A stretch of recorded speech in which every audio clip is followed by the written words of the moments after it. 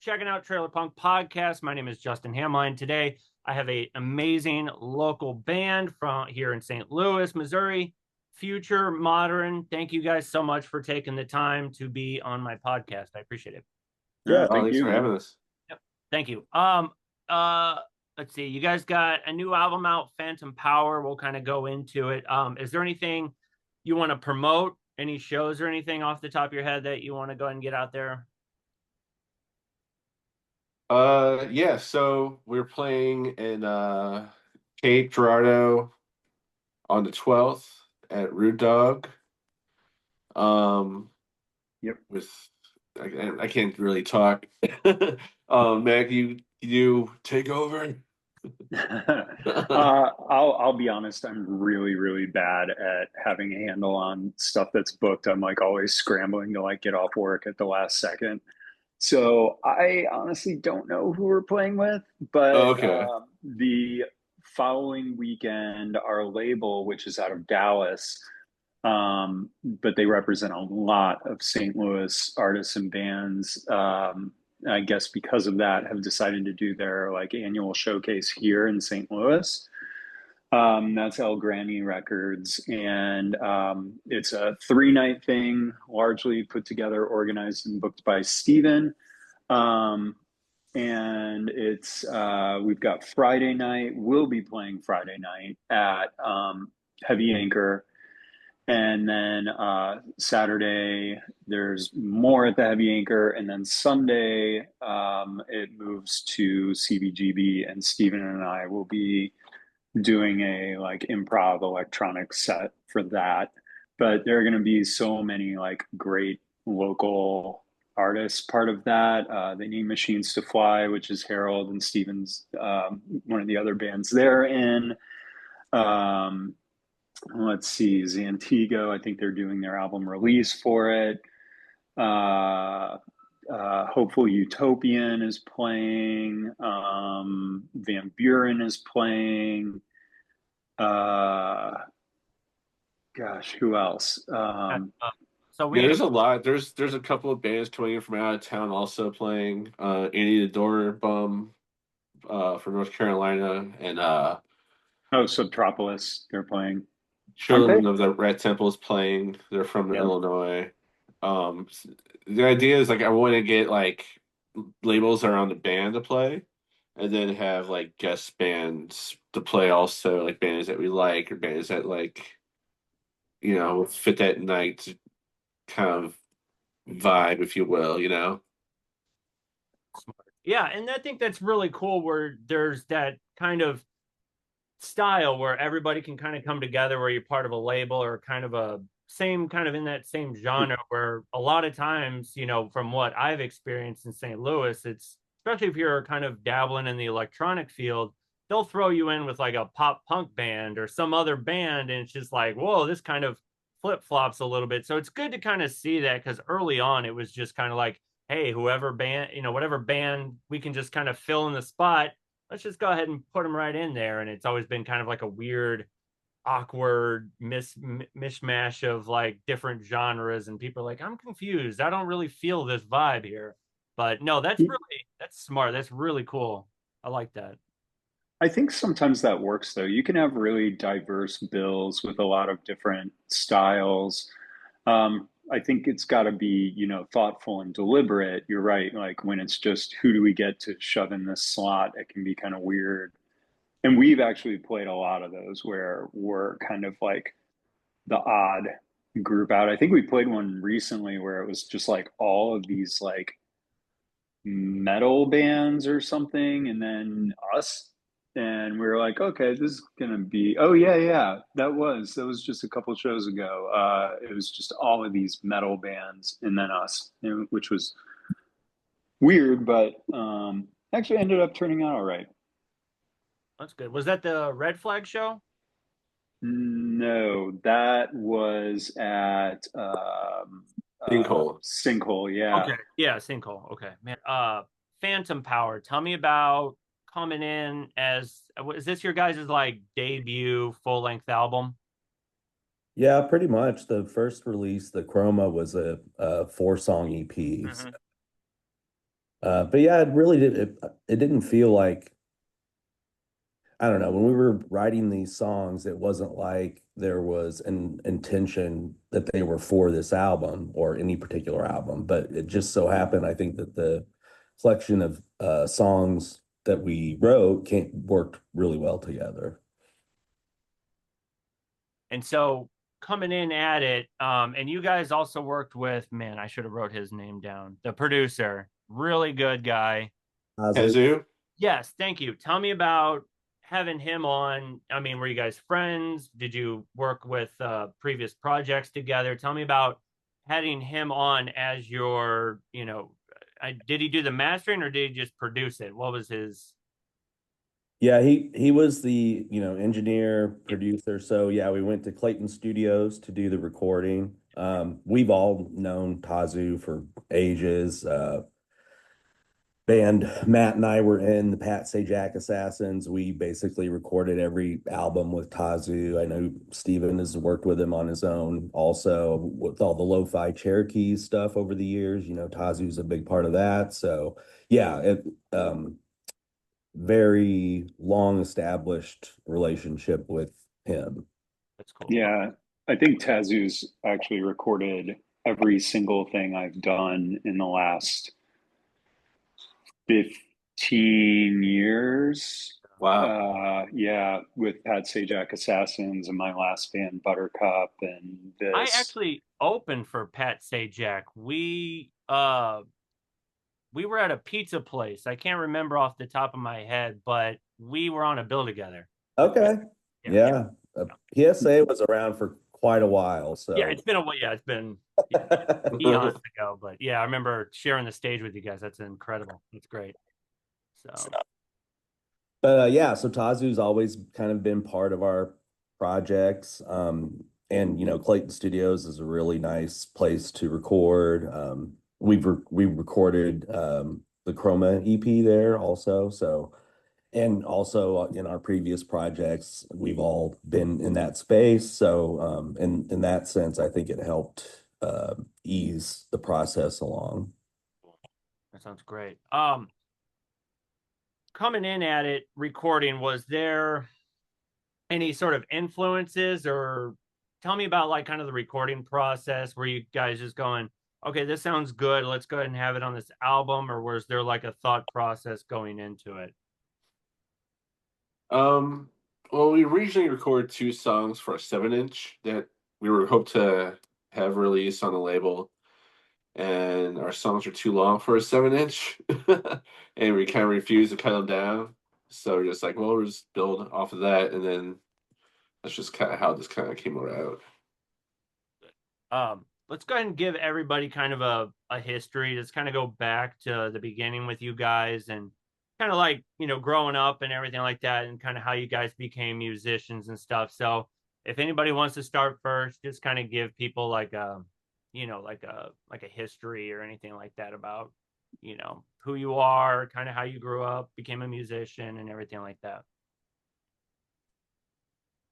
I guess I'll go first.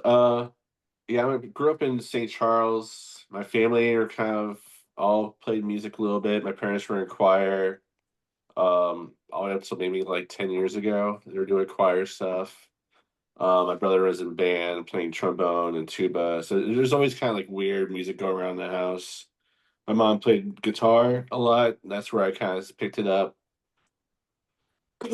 Pardon me. Um, I fast forward to like junior high school, I started playing electric guitar and kind of figuring out how to just play, doodle around, just play like whatever heavy metal song I could think of. Then high school bands. After that, just like some like small touring bands. I moved to Chicago and did some recording stuff up there. Did some touring with some couple of bands up there as well. Then moved back here and just kind of continue doing that right now. What was, you said you grew up in St. Charles and St. Peter's and everything like that. Were you involved in the flood in '93 at all? Oh, for sure. Yeah, yeah, yeah, That yeah. was That was a big part of tell me living about out that. there. tell me about the impact that that had on you. Were you kind of having to move location? Tell me about kind of your story about that, because it's one of those things that always kind of it's followed me around for quite a while. But Oh, sure. No, like I mean, we kind of live definitely like in more higher land area over there, but like we had, my parents had boats and stuff like that. So we were always kind of like, it was kind of like their thing. They always wanted to do, to go out the river and stuff. So that was a big, going down there and like trying to save the marina that our boat was at was pretty insane. yeah, we lived Shouldn't right have. by the I guess it was McDonnell Douglas at the time, but the Boeing plant. And there was just, I mean, our area was like right in the middle of it. It was like, you better pick up, you better get the hell out because Oh it's, my God, yeah. it was pretty chaotic. And then we eventually moved to the O'Fallon area temporarily until we moved to St. Peter's. But yeah, so. Oh, sure. Yeah, yeah. And what school Yeah. did you do? Went French Howell North. Okay, yep. Nice. That's Yeah. awesome. And did you start music there? Was that kind of your, and then what bands were you starting to listen to at that time? I was when I was living in St. Charles, going like French Howell, whatever, high school stuff. I was still like really into like heavy metal. Mhm. I was still really into like Iron Maiden and like Okay. Metallica and like just kind of like your typical metal bands. Yeah. Um, then I just like found like, what are you laughing at, I said, yeah, Harry? same. You said that's lame. I said, same. Oh, same. Okay. I was like totally into Rush and Van Halen and Oh Iron, yeah. Led Zeppelin was always a go-to band, but yeah. Especially being a drummer, for sure. I can see that, no Oh doubt. yeah. It's always the building blocks of like, if you're a drummer, you're Bonham, Neil Peart, Right. maybe Buddy Rich if you want to dabble Yeah. a little bit. But yeah. Yeah. I But think like the bands that kind of like changed the way I thought about music was like yeah. bands like Swans and bands like Sonic Youth, stuff like that, once I like kind of found that stuff. Mhm. Dead Kennedys had like a really big impact.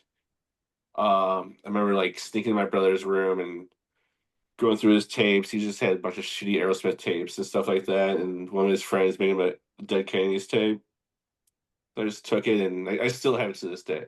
Yeah. It's like 35 years old. It's awesome. And like, yeah, that totally like floored me. Like this show is amazing. Well, if I can point out one thing is that I listen to your guys' music and I hear that sort of Swans type of noise, that sound, just that it just hits you in the face. So it's funny that you brought up Swans because I hear elements of that if you're in your music, if I'm Oh so wow. to say. Thank you. Okay. That's awesome. Yeah. Slint is another band that totally changed what I thought about playing guitar. Yep. Like I don't need to play every note all the time. Yeah. I can just like, play simple and make it awesome. Yeah. Cool. And so let me go ahead and give you a little bit of a break so you can breathe. I'm sorry for Thanks. talk about. Matthew or Harry, if you guys want to chime in and just kind of give your backstory, go for it. I can go ahead. Well, I grew up in Southwest Missouri, and at our school, Marshfield High School, the band program was like top notch. I mean, we always went to state. If you did solo competitions and group or ensembles for for competitions, and I mean, it was a really good program under this one particular individual, which was kind of rare, in that kind of rural environment. So I feel like I got a really good, solid, like orchestral training in percussion. But when I got to high school, I got into jazz band, started playing the kit. Tried to emulate, guys like Neil Peart and Alex Van Halen, stuff like that. But then, yeah, when I got to college, kind of the same as Steven, I got turned on to bands like Sonic Youth and actually even stuff like the Velvet Underground. I'd never really heard that stuff in Little Marshfield, Missouri. So, bands like Chrome. So in college, I was in this really sort of experimental band called Ant Man B.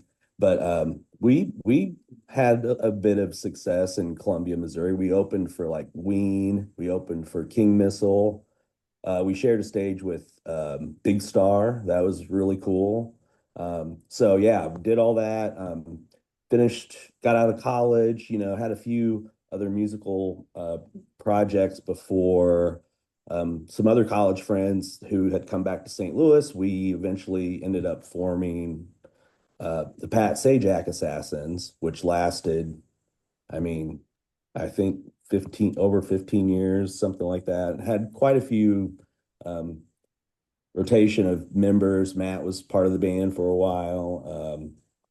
Put out several self-released albums. We were never on a label or anything like that, but I mean, during that process, I feel like my music experience and boundaries just really expanded. I mean, we opened for Battles at the old original Creepy Crawl, and like I Battles to this day is like one of my all-time favorite bands, and had we not opened for them at the old Creepy Crawl, that might not have been the case. So but yeah, just been in so after Pat Sajak, after the pandemic, that kind of shut down the Pat Sajak Assassins.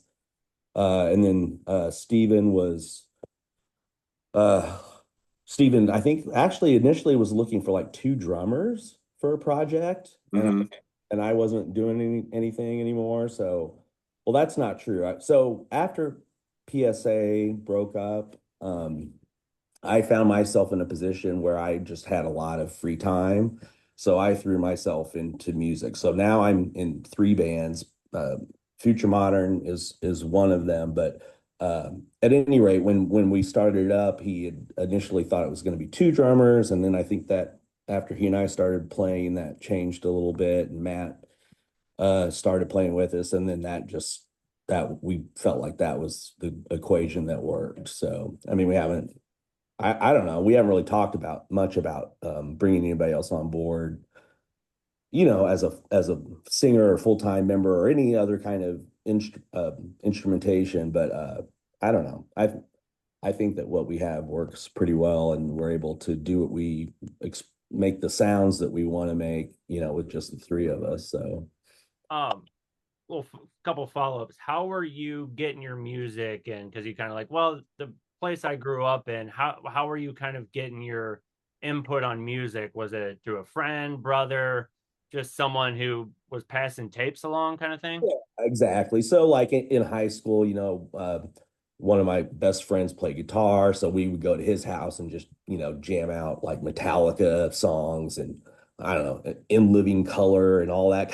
Like, just you name it. We would just, so that was part of it. But primarily, like, if it wasn't, top 40 radio or um hard rock, metal, that kind of thing, like you didn't really have access to stuff like, The Cure. Like, nobody that I remember in my high school listened to The Cure. That was another thing that was almost like a mind-blowing kind of, when I got to college, like, what the hell, where has all this music been? And so yeah, my freshman year in college, I think I just like Captain Beefheart. I mean, Shoot. like, yeah. So that Captain Beefheart was a huge.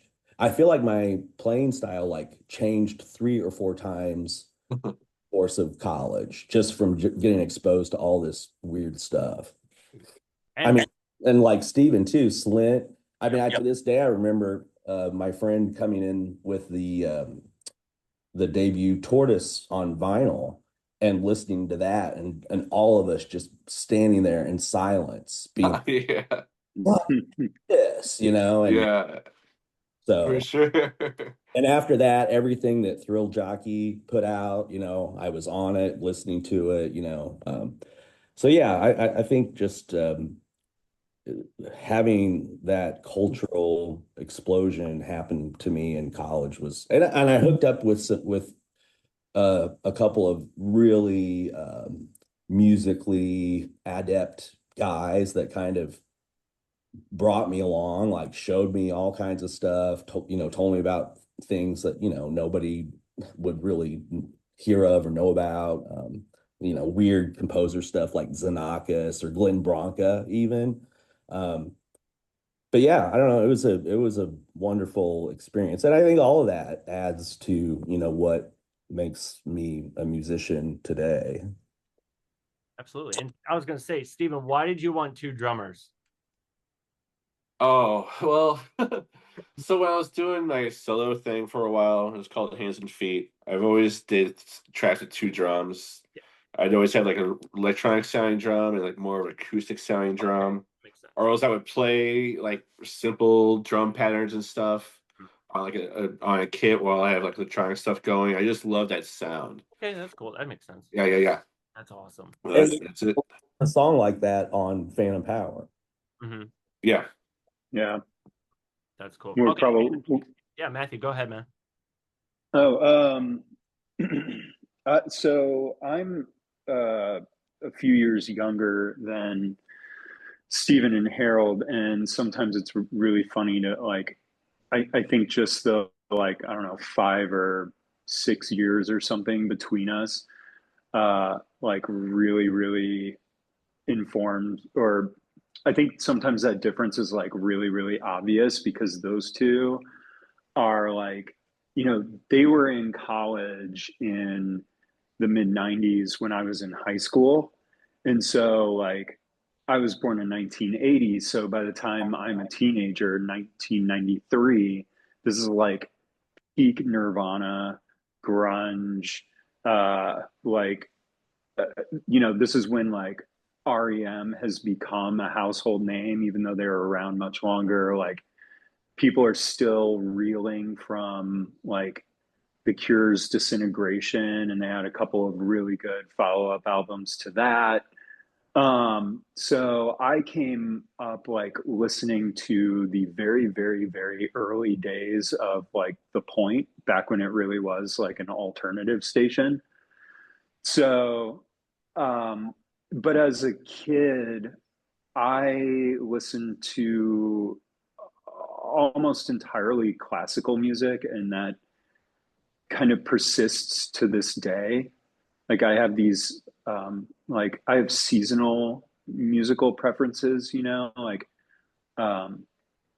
like in the fall, I listen to a ton of jazz. In the summer, I listen to a lot of like punk and hardcore and electronic stuff. And Same then, way. yeah, and in the Same winter, way. I listen to like real classical music. But year round, I'm always listening to like alternative neoclassical. I just like, and for me, so I started playing guitar, listening to like Nirvana and stuff like that.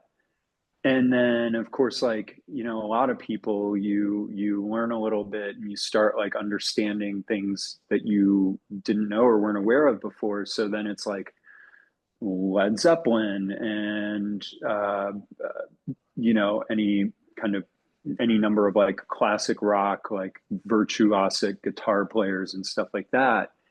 And then that leads you sort of inevitably into like King Crimson. And then it's, a quick little sidestep into jazz fusion. And a lot of my friends were getting like really hard into jazz fusion and like prog rock, but it's sort of at a certain point, those genres like tip into, in my mind, not even being music anymore. Just like showing how fast you can play or how many time signatures you can jam into the shortest period of time. And like, I've never been one to be impressed purely by virtuosity unless it's, really backed up by some sort of like harmonic or emotional foundation. And then sort of layer on that I have this like really bad hand tremor that limits my playing to some degree. So I can never master those like insane Robert Fripp, King Crimson riffs. And but I never stopped like loving The Cure, and I never stopped loving like New Order and Um, Oddly enough, it took me a really long time to get into punk, even though I like loved Nirvana and Sonic Youth. So, but you know, uh, so I played in bands all through high school and afterwards.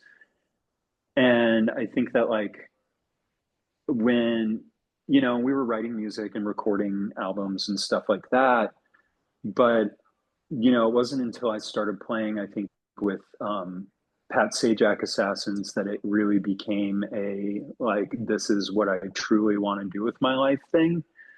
Even though in college I was studying like music theory and composition and stuff like that.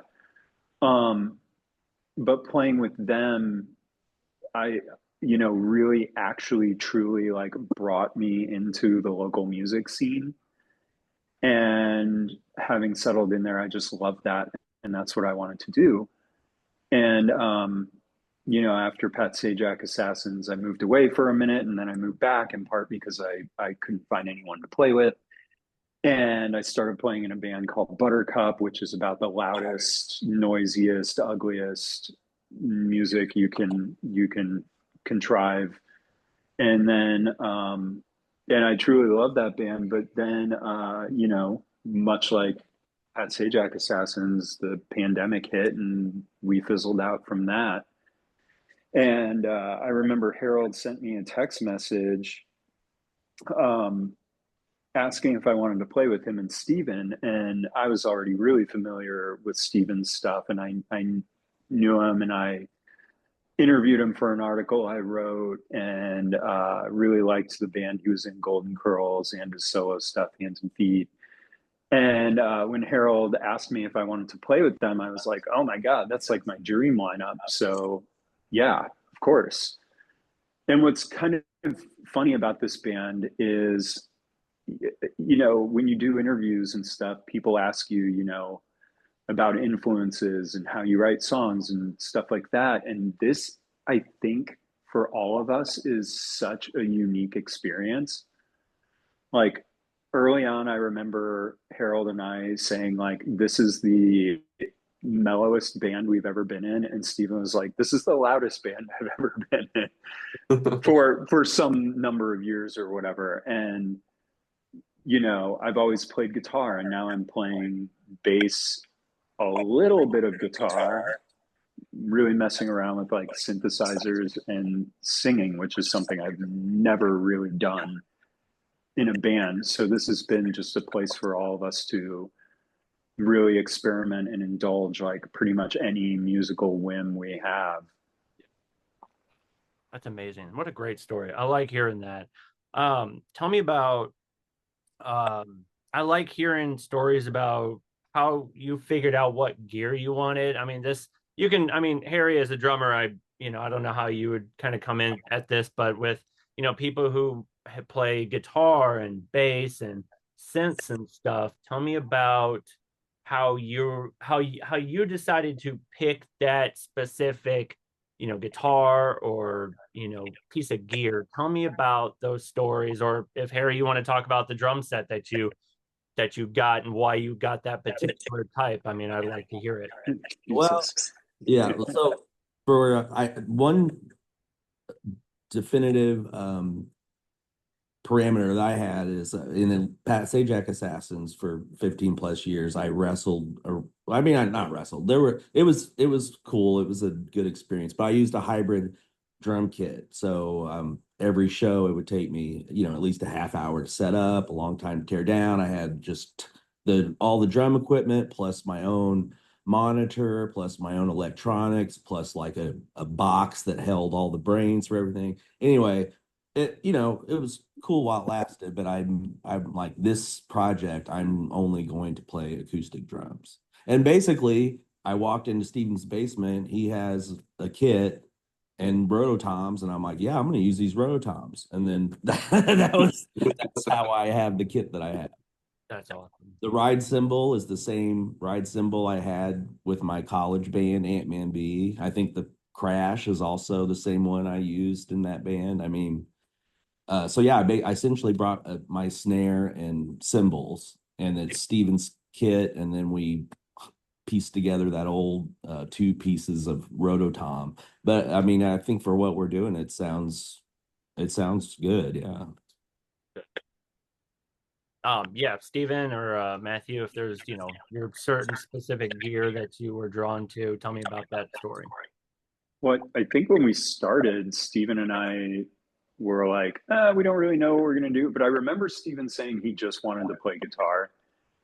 And he has like a bunch of guitars and a couple of basses. And we were messing with something. And I think we decided it needed bass or whatever. So I picked up the bass and we were like, oh, we'll switch off guitar and bass. And and then it was like, a keyboard would sound good here. And then, oh, I've got another keyboard if you want to use it. And it just like all just sort of snowballed. But Steven is, and he needs to speak to this, is just like a gear. I mean, you hear about people that call themselves like pedal junkies or like hoarding gear, and holy shit, he puts everybody to shame.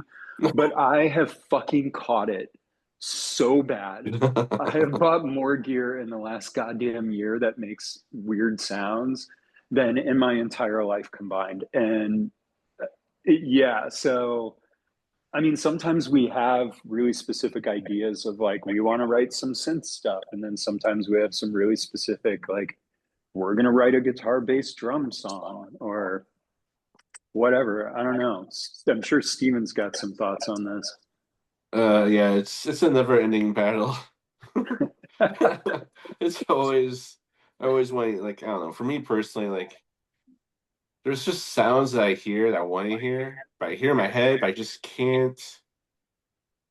I can make it happen, but I can't make it happen. But this thing here will make it happen. You know what I mean? Yeah.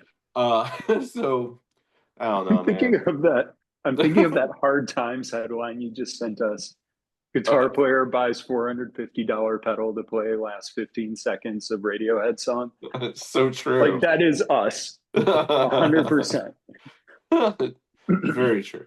What kind Very of gear true. though? Like, I mean, I'm a total gear nut. So I mean, throw me some brand names, some types. Like, I'm all a sucker for any of that Oh shit. yeah, like Indulge me. we're into like Chase Bliss type stuff a little bit, you know. I know Matt has Chase Bliss pedal. I have a couple. Um Devi Ever, like old Devi Ever pedals are awesome. Death by Audio. Um I mean, I still even use like a Line 6 delay pedal I love. I have a Boss Space Echo that I adore. Um yeah, there's a bunch of like local stuff too that we use. I have a custom made guitar. This guy Joseph made it.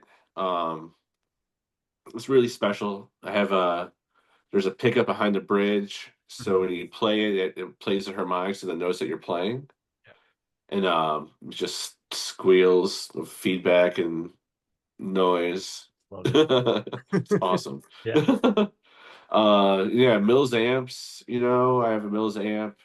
Um, uh, Sarno pedals. Uh, who else? Uh, yeah, I mean, there's Matt. I know Matt has a bunch of stuff too. Oh yeah. I mean, I had this board that was built for playing in like really loud bands.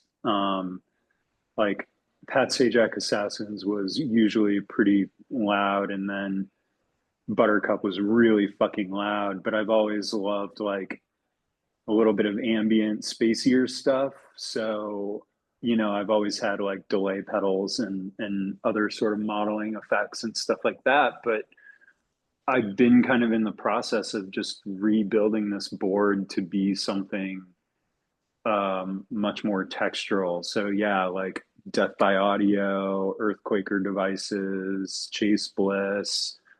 I got a Ashen Sound Machines uh, synth and have an Artura drum Ooh. machine on the way. Yeah. I got Jesus, which one is it? I always keep it by my bed just in case I get creative. This is my Oh, there you go. Oh little yeah. MIDI controller. Oh, the Key Lab, that's what it is. And then I got Yeah. the VSTs, the classic series, whatever the bigger one was, and it just so good. Yeah, I used that with Ableton quite a bit. I liked it a lot. Yeah, that's a good one. So, am I echoing again? A little A bit. little bit. Let me see if I can turn myself down a little bit.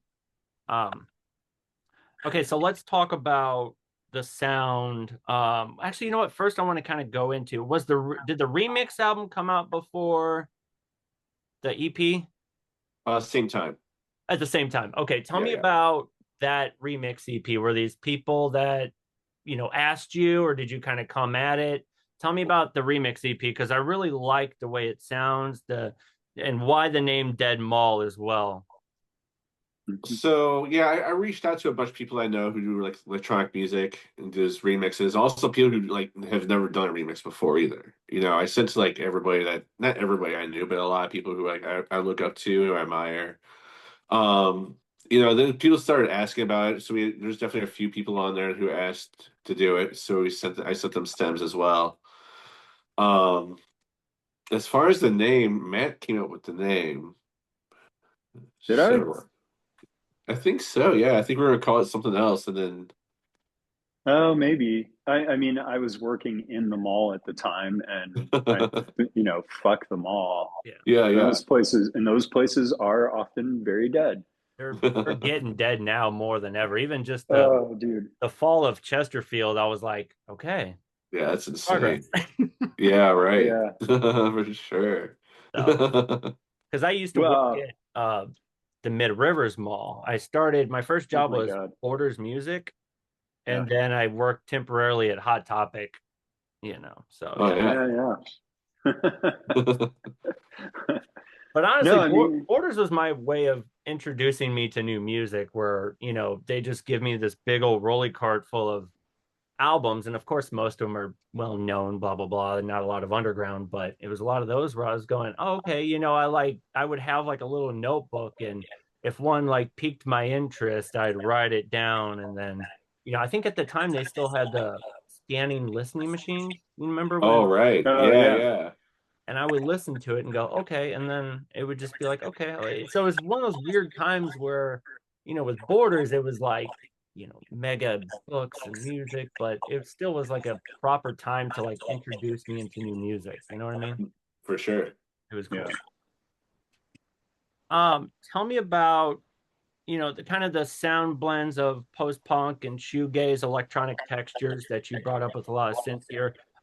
Was that kind of the direction intentionally from the start, or did you kind of evolve kind of naturally through time? I mean, I think it's just kind of like, I think it's just a mixture of just our playing styles together. Just kind of, I mean, that's definitely like my biggest influences are like those kind of that kind of stuff. Like My Bloody Valentine, Joy Division, and everything in between those bands. It's just a huge influence on all of that. Yeah, I just think it's just the blend of those things just kind of made like the sound that I like to hear and like what I like to play, um and I feel like with that, like it's just the way that Matt plays, the way Harry plays, like it all comes together like just the way it does, I guess. I don't know. I don't know. I'm sick. From my part, I can say that after Pat Sajak Assassins, which tended to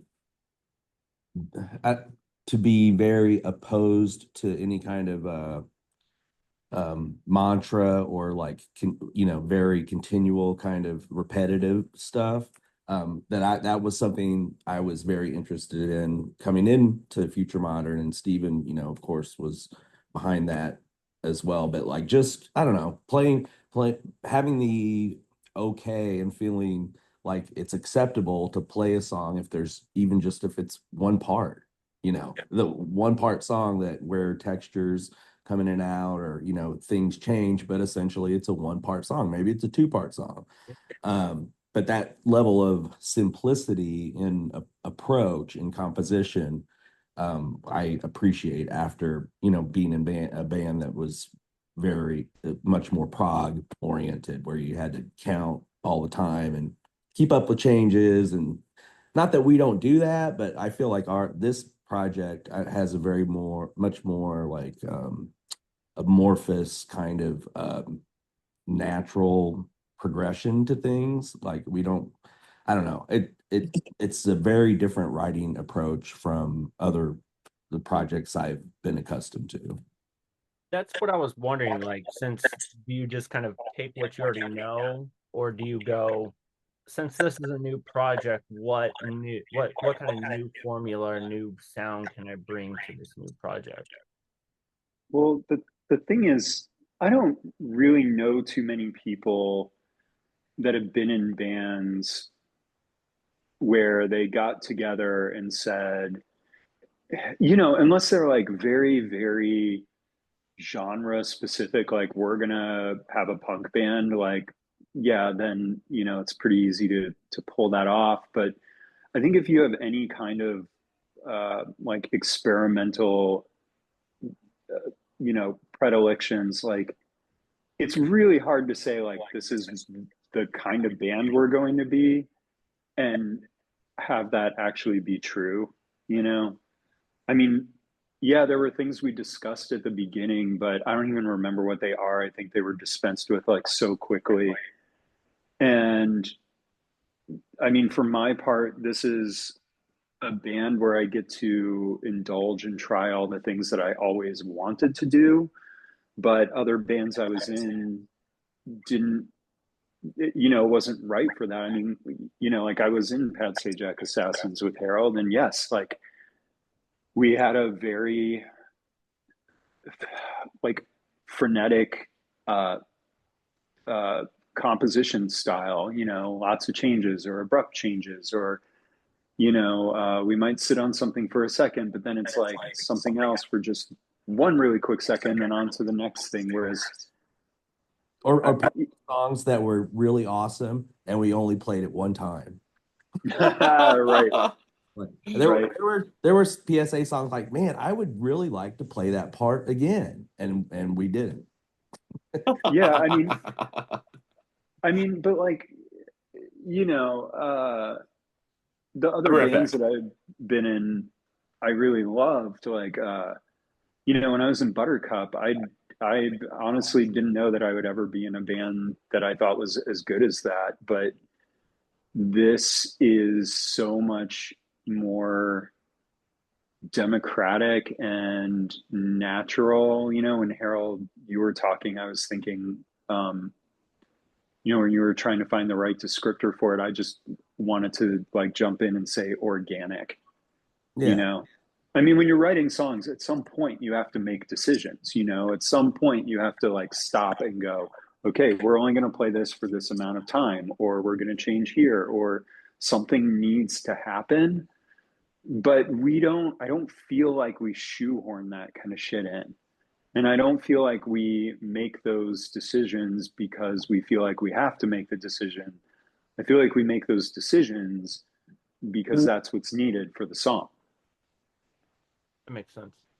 Um, when you guys start like write as a trio, like how do you kind of jam, build off each other's, like you guys like record demos, like, kind of record an idea and then go, hey, here's my idea. Like, tell me about your guys' sort of recording process or build an idea and then define roles when creating a track. I mean, it definitely happens that Steven or I comes in with a part or an idea or a pattern or a concept or something like that. Um, but I think uh, it happens maybe a little bit more that we come in and we just start playing and stumble on something we really like, and then we decide to kind of run with that. We do a lot of like really quick recordings just with the voice memos on our phones. Um, or yeah, I mean, it's really kind of all of the above. I don't, there's no one person that comes in and like sort of dictates all of the songwriting, you know. I think that we have, sort of very subtly different roles. Like I think I'm a little more prone to say like, okay, guys, we have to stop and we have to make some decisions about like how long we're going to play this or how loud, or like I think it's the like classical part of me that, or even prog rock part of me that like really wants to like put some things down. But no, I mean it's super collaborative. No one is owning that process. Steven, is there anything you want to add to that, or does that seem pretty spot on? No, yeah, no, for sure. Yeah, I think like we all kind of come in. I mean, there's definitely stuff that we come up with where like I'll just hear Harold just mess around with the drums, and then just like that influences me to like, oh, I'm gonna play this on the keyboard, or I'm gonna play this on like the guitar or whatever. I mean, same with Matt playing guitar or playing bass. It's yeah, it's all equal. You know, there's three of us. It's all I feel it's all equal. And you guys add, is it a lot more like spoken word or lyrics to songs? Am I right? Am I hearing that right?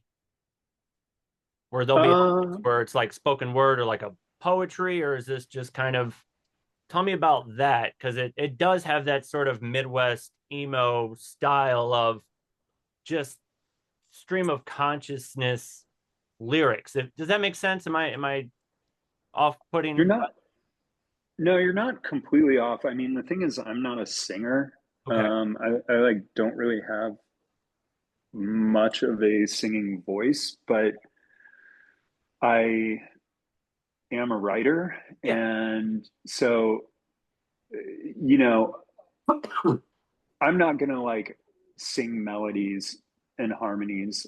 I know that very rarely am I going to do that, but everything does have, um, a thematic anchor. Every song is about something reasonably specific. But I'm not a singer, so I write, you know, uh, words and say them in sort of a sing-songy kind of way. I don't know. I think about like David Byrne. Yeah. Like I really like his style where he's singing, but he's also kind of speaking, Yeah. you know? How do you come up with, is it just, hey, this is how I'm feeling, write it down, do a, audio demo, and then do you just go, you know what, this this this thing I wrote down, or this thing I'm feeling, this seems right for the song? I usually have an idea in my head of what kind of theme I want to um, pursue. Like, Boson is about control, Mm-hmm. and I spent a lot of time studying philosophy, and so like in college, and so I still think and read and listen to a lot of stuff about that, particularly things like free will.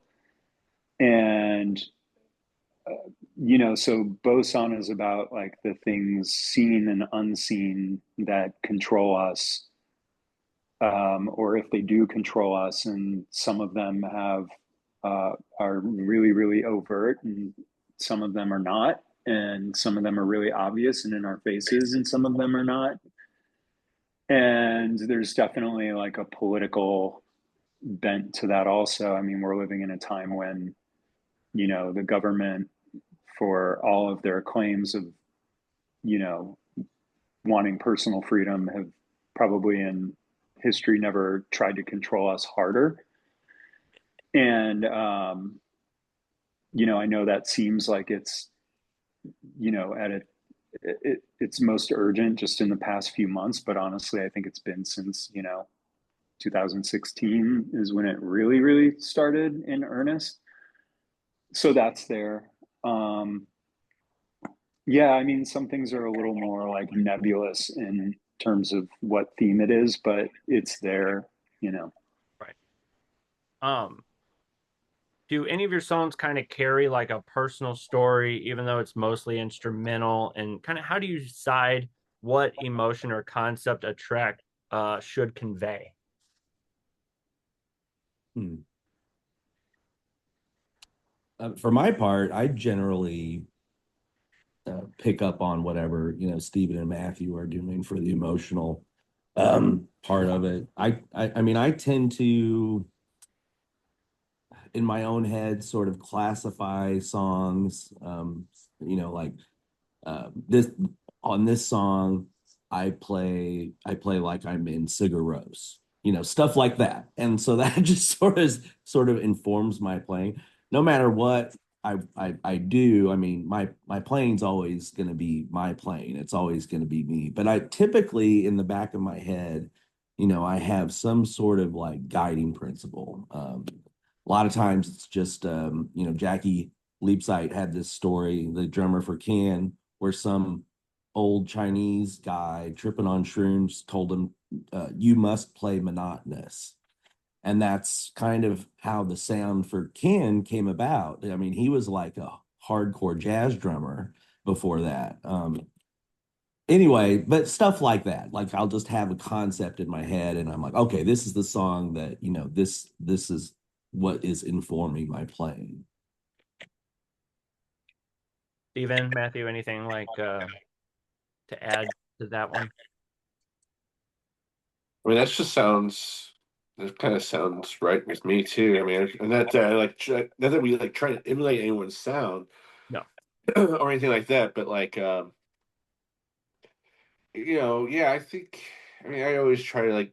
I'm really into like melodic playing, melodic sounds. So I always kind of want to have some sort of melody of some sorts, obviously. But yeah, I don't know. I feel kind of the same way as Harold does about that for sure. Nothing like personal to it. Even at points, you got songs that represent something to do with St. Louis, like Clementine or 31408. Like, are there any stories behind that, or are they just like this just sounds good at the time? No, I mean, I think like we take a lot of pride in the city we live in. Yeah. And so I think that's definitely an influence on our sound too. Um, just our surroundings, our surroundings are a big influence for me anyway, it is. And just the way that kind of feels to me is kind of how I play, if that makes sense. Sure. Yeah. Yeah. Matthew, anything, or that seems pretty spot on? No, I mean they're pretty much right. I think, you know, like Steven said, like kind of our surrounding, like I said, I have like seasonal music preferences, and I mean, to me, there are definitely differences in the songs that we write in the winter than the ones we write in the summer. But I think, like, for me, every song does have something really personal to it, and unless I like very explicitly say it in lyrics, it's kind of like just a sort of nebulous feeling that's pretty specific to me, and I don't know that it would be worthwhile to try to explain that, I guess. That makes sense. No. Um, Being like based in St. Louis, of course, there's a few influences from St. Louis, but do you think living here has had an influence on you personally and musically? Oh yeah, for sure. Yeah. Yeah. I mean, not necessarily the music, um, but like the people and the attitude, the weather, uh, you know, uh, every good and bad aspect of the city has an influence on me, for sure. Yeah. I mean, being in the scene for so long, none of us can help but have our peers rub off on us. I For mean, sure. it's just at this point in the city, it's cool to when we have shows or we go to our friend shows or we're all kind of interested in the same sort of stuff and like to go to these places and know that like, oh, so and so's probably going to be there. Oh, look, I saw this guy tonight. I haven't seen him in a while, but like there's at least in it's weird. It's kind of a detriment that our music scene is so small, but then for us that's in it, it's kind of nice because, we see each other all the time. and it's Right. for years, you know. I keep waiting for the new kids to get injected into the St. Louis music scene. I'm like, where are they?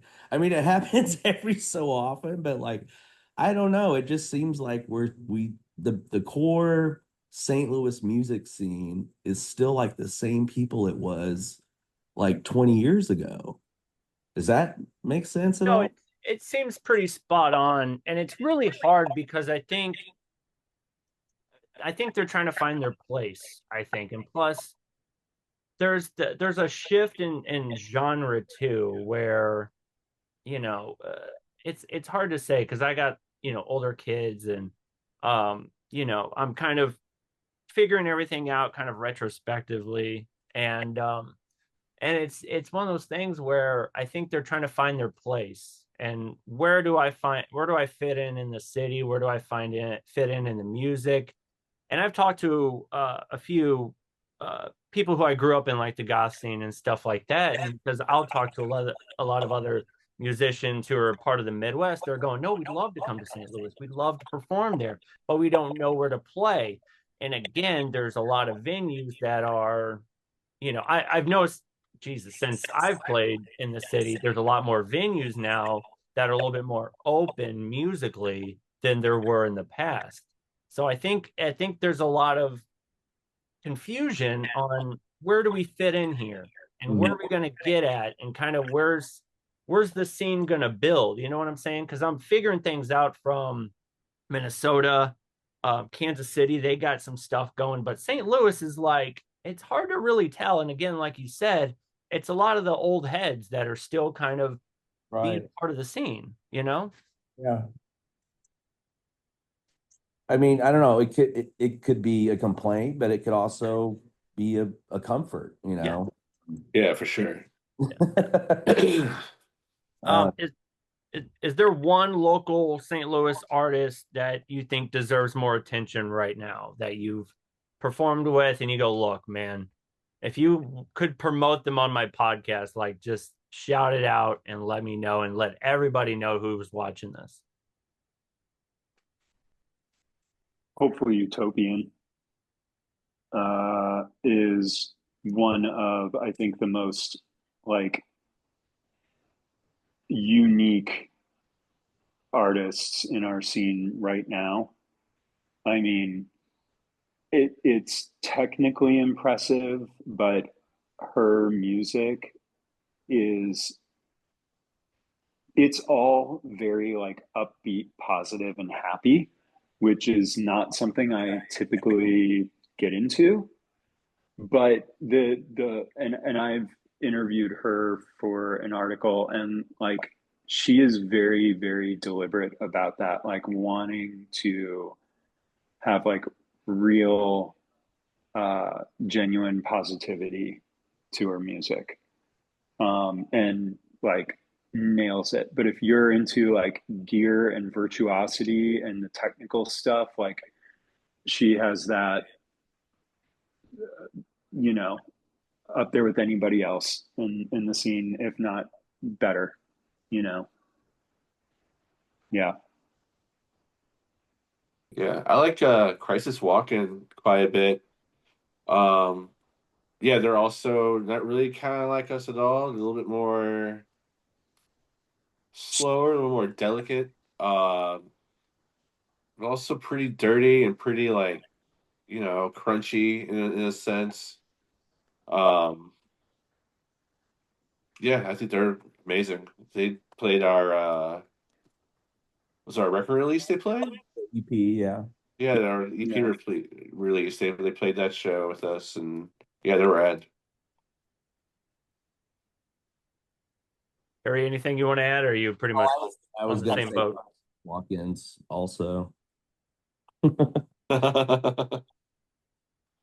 Um, when it comes to your music, what do you want your fans to take away from, listening to your albums or just even your shows? Oh, I think our record, I mean, they're very cinematic, I think I don't know, maybe people walk away with some sort of thought of something, like Well, my hope is that I don't know.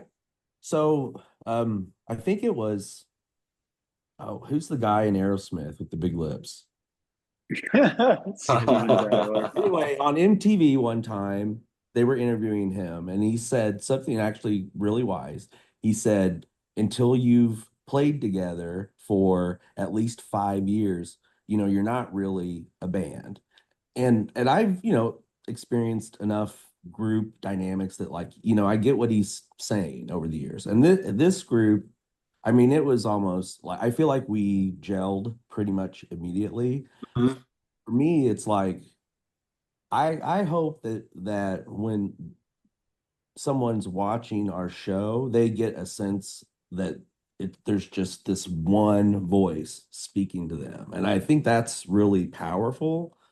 Um, like we don't do solos. We don't, you know what I mean? Like nothing of our set is ever geared toward one or the other person. Like we are a unit. And for me, I think that is something that I hope that people can kind of feel in the music. And when they see us walk away, feeling that sense of like that, because it's kind of a rare thing, when you see that, when there is a group of people that are so coordinated and, consistent in their delivery of their art, it's impressive. And so that's kind for me kind of what I hope they take away from it.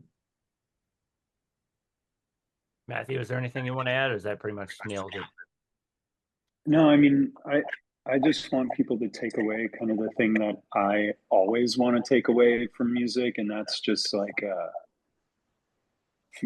just really feeling something. Like I said, I'm not impressed by virtuosity. Harold said it. We don't have guitar solos. That wasn't by design, but that actually just occurred to me the other day too. Like, wow, we don't even have a single guitar solo. But And we won't. yeah, and we won't. No drum solos either. Well, But yeah, I mean, like, I think that it should just be visceral, and if that's what it is, then I'm happy with that. Yeah. And you brought up cinematic sound. Would you consider, maybe a next album or upcoming do like a soundtrack or even just like a concept album? well, yeah, we're Uh, actually you just got asked to do a score a film, um, like a silent film at the High Point Theater. I'm not sure when it's going to happen, but it's definitely something that we've all been talking about doing since the first day we all sat down together. It's like, right. It's like this is kind of like what we want to do. Is it to a movie? Like you're Yeah, I'm syncing? not sure even what movie it is yet. Someone reached out to us yesterday and asked if we're interested in doing it, and it's like, yeah, absolutely. Are you coming at it just like feel it and kind of jam with it, or do you have like a set plan for it? I Well, I don't really think know. we'll. I think like once we get like the film, figure out what movie it is, I would like for Oh, us to okay. sit Sorry. down and I thought you forgot what movie it is. I'm sorry. oh no, we have no idea what it is. Okay. So yeah, once we get the film, I would like for us to like, come over and watch it and just kind of take some mental notes or even just like play with it at the same time like we watch it. We could totally be able to do that too. yeah. Man, that sounds Yeah. awesome. But I mean, we're making efforts to look into things like licensing. I think our music is well suited to, things like soundtracks or, uh, atmosphere music. So, that's always kind of been in our mind. That sounds great. Tell me about the impact that musically, emotionally, that the whole COVID lockdown had on you guys, and did that really go, okay, I gotta move forward on this or anything like that? Tell me about your experience post COVID, or just even in the middle of COVID. Well, I was in two bands. I was doing a solo thing, called Hands and Feet, and I was in another band called Golden Curls. So when COVID hit, I was using computers for Hands and Feet, and my computer and my hard drive both fried at the same time. And I didn't have any money to get that shit backed up. It was like 10 years of music just gone. And I didn't want to go back and rewrite all that shit. I just wanted to move on from it. Band members moved away, moved out of state. Uh, so I was just kind of like sitting around, just kind of doing some writing, kind of messing around, but like kind of going more stir crazy than anything. Yeah. I honestly loved the COVID lockdown. Like I mean, I was working at IKEA at the time, so I was getting paid, to stay home, and like I was doing art projects and working, doing crazy stuff in the basement, and yeah. But I mean, it did lead to the breakup of Pat Sajak Assassins. Actually, we had an album that we were going to that was done. We're going to about to release it. COVID hit, and we basically broke up. Post COVID, released the album, with no support. I mean, we weren't a band anymore. We couldn't have a CD release. So I feel like the best Pat Sajak Assassins album is unknown. Last one, and we couldn't do anything to promote it. So Any plans on releasing it at all, or is it just going to kind of sit there on a hard drive? it's called Sounds Like Technology. Yeah, it's on all the platforms, Oh, but okay. nobody knows about it, Well, then I'm going to let people know about it. All right. But yeah, that was the biggest blow to me during the pandemic, was the breakup of the band, but then also just what I felt was our best work, just not being able to really, I don't know, have not nobody can really appreciate it because they don't know about it. I mean, there's a handful, of course, but not like, previous albums and efforts where we could go out and actually do shows and play the songs from the album. Yeah. Matthew, anything you want to add to that? I don't know. My experience was pretty similar to Harold's. I loved it. All I did was like write and practice, and I definitely made the best of being stuck at home. But also, like Harold, like my band broke up during that time, and um, I kind of realized, that band, as much as I loved it, I felt like we were really like hitting our stride, but I had, they threatened to kick me out of that band like 3 or 4 times or something. And I was just kind of like, no, I think I need to, whatever I do next, be in something where I feel like I'm truly like an equal stakeholder in the project. So, yeah. Tell me about your studio setup versus your live setup, and tell me how you've kind of did it evolve through time, or did it kind of decrease as in, like, oh my God, I got to keep carrying all this gear around or anything like that. Tell me about studio versus live setup. Sadly, they are the same. That's what I was wondering. Yeah, it just keeps building. Okay. Keeps building and shifting. I mean, I guess it'll change if we record somewhere else, but I use the drums that Tazu has set up in the studio. So like, I'll basically bring my rototoms, cymbals and snare, and yeah, and that's it. So yeah, it's essentially the same. Sorry, I'm checking out my questions. I didn't know if there's anything else you guys wanted to add. Sorry about that. That's okay. So tell me about the name Future Modern. Tell me who came up with that and kind of the story behind it.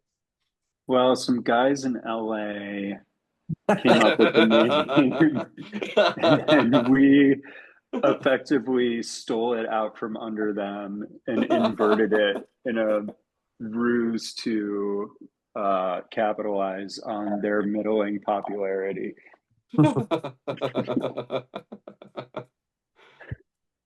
Steven came up with the name, I believe. I think so. Yeah, maybe. Yeah, I think like I like the idea of like it just sounds like a design, like an architectural type of like design type of phrase to me, you know? Could He's be like, look at that house. What kind of house is that? Ah, just like a future modern house. Do they have anything like that at Kia? Some future modern furniture? I think that's their business model. This is It's future modern.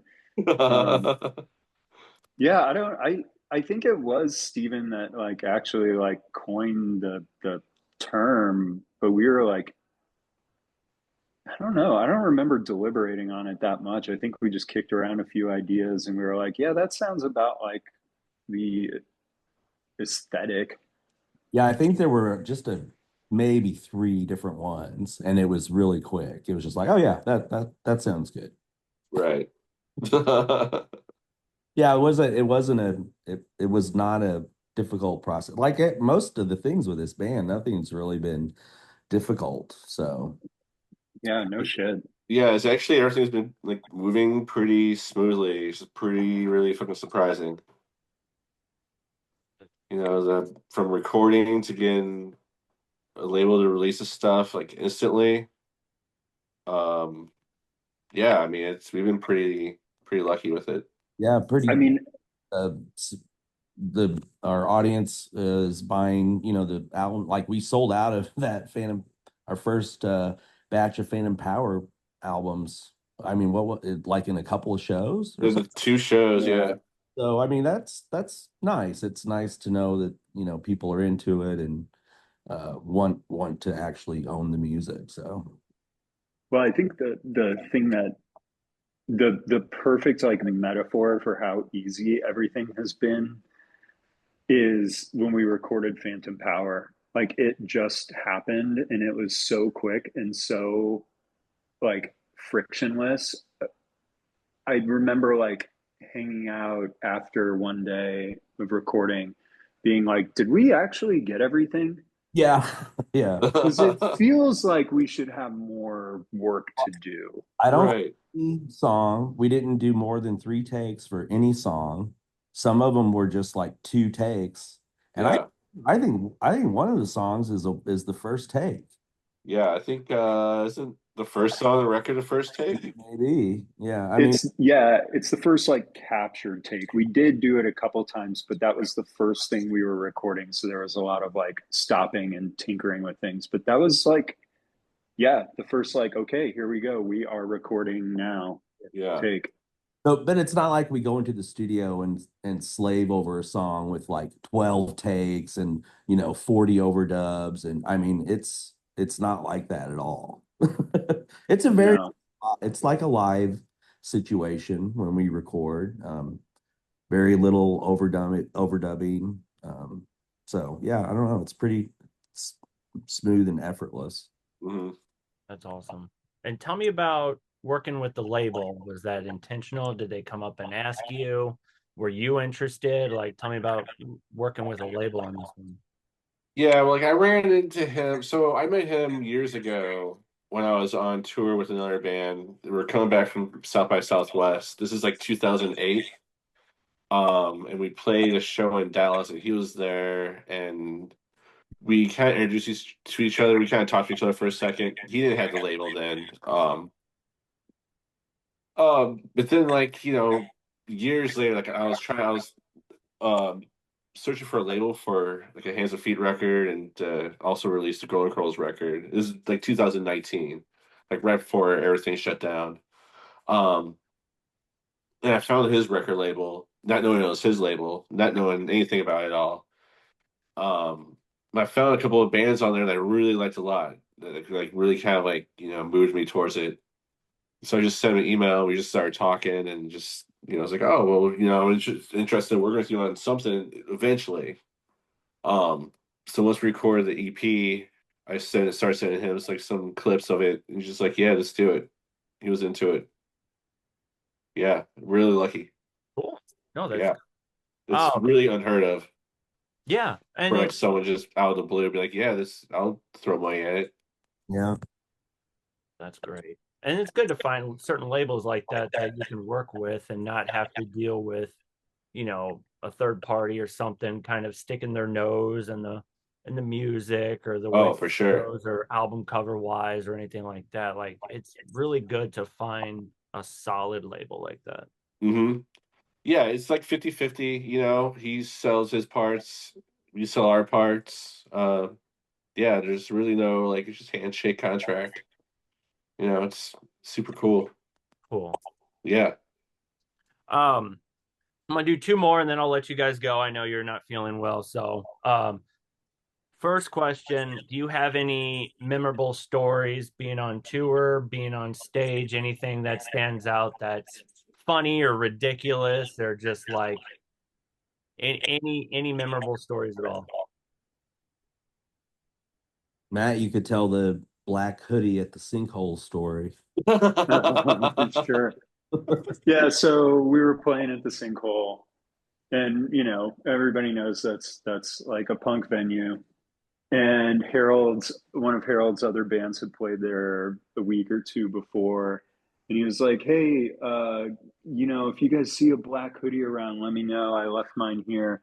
And I was like, "That has got to be a Hard Times headline, like punk venue lost and found all black hoodies or something like that." And we're like sitting in that like backstage area, the like recording studio. And Harold says this, and this guy like pops his head into out of the door, and he goes, "Did you say you're missing a black hoodie?" And takes Harold down to the basement, where sure enough, the lost and found is all black hoodies And black t-shirts. and black t-shirts. But One of that the counts. No, I think the only one I remember is we often we throw a cover in our set just for fun, and it's something that we like don't spend a ton of time on, but we just kind of do it for fun and make it our own. And we were playing. It was the first time we were playing Cave In by Codeine, and we were at Platypus. And out of nowhere, the power, I think, started cycling weird, but it sounded like there was a metronome like coming through the speakers, but it was not the same tempo that we were playing. And it was our last song anyway, so we were like in the middle of the song, like, what the fuck is that? Like, I'm checking all my stuff, like, see if I've turned on some pedal or whatever, and that's not happening. And we're like, ah, fuck it. And we just stopped playing it. We're like, okay, we're done. Thanks. Anybody else want anything to add? No, I'm sick. Well, then I'll go ahead and get to my last question. Thank you guys so much for your time. I Oh, really man, thank you. appreciate it. Steven, I hope you feel better. I appreciate it. Thank you. I always ask this at the end of my podcast. If there's anybody who's listening to this, fan of yours, music, or just want to listen to podcasts just to get away from the world for a while, what advice do you have for them listening in? Anything personal or anything just you want to off the top of your head? Any advice? Take your retirement out of your 401k and put it in a Roth IRA. I'm telling you, no, I have no fucking clue about any of that kind of shit. Oh, I've got one. No, I don't like that one either. Because no, I got one, but no. Don't start talking about gear with Steven, because then your life is an unending barrage of links to cool and interesting pedals that you want, probably shouldn't buy, but will eat up a lot of your attention. I'll bug you enough you'll probably go ahead and buy it. Probably shit. Oh, I don't know. Listen to records. Go to your favorite record store and buy something you haven't heard of in a long time or never heard of ever. And maybe you'll like it. Maybe you won't. Maybe you'll find some gem in there. There has to be something good in trash. Right? Is this trash or not? Is this trash? Trashish? Or Harry, anything you want to add? uh, no, I can't Okay. think of anything. Thank you guys so much for your time. I Oh, thank really you, dude. appreciate it. You guys Thank are you. amazing. I encourage everybody, check out their Bandcamp. I'm always encouraging people, go to Bandcamp, buy their albums, check them out. Phantom Power, incredible album. And then check them out live. Follow them on social media, Facebook, Instagram. I think those are just the big two. So Yeah, we're on TikTok also. Also check out the label. Through the record label is where you buy like the records. So check out El Granny Records. Phantom Power. cool. Yeah. Thank you guys so much for your time. I really appreciate it. Thanks, dude. Appreciate it. Thanks, guys.